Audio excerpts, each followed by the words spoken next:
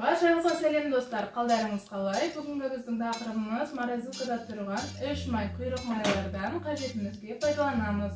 Видеоның соңына дейін қарап, менімен бірге болып арнама тіркеле отырыңыздар. Және де менің арнамда ішек қарынның иісін кетіріп қайнату туралы видео да бар. Қажет болса, қазір осы экранның жоғарғы жағына қалдыратын боламын. Сілтемесін. Сол сілтеме арқылы арнама өтіп қарап көрсеңіздер болады. Ең алдымен холодильникте тұрған майларды шығарып ертіп аламыз. Ерген майларды майдалап турап, арасында бездер болса алып тастап, үлкендеу ыдысымызға саламыз.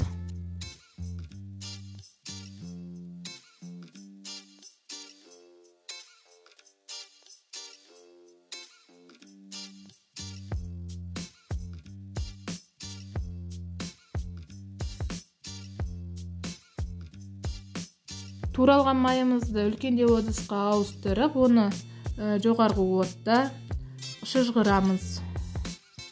Шыжғырылып жатқан майды бастапқы кезде араластырып тұрыңыздар, асты күйіп кетпесін.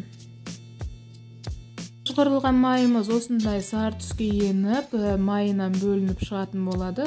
Енді осы шыжғырылған майды шұжығынан бөліп алатын боламыз. Ол үшін ситаның көмегімен оны сүземіз.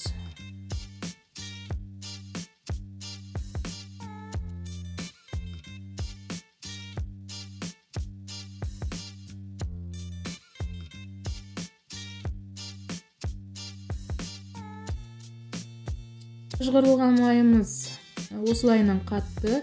Мен осы майды, тоң майды самсаның арасында тестаға жағамын.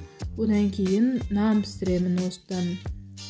Видеом қажеттеріңізге жараса, арнама тіркеліп, лайк басып, комментарий қалдырып отырыңыздар.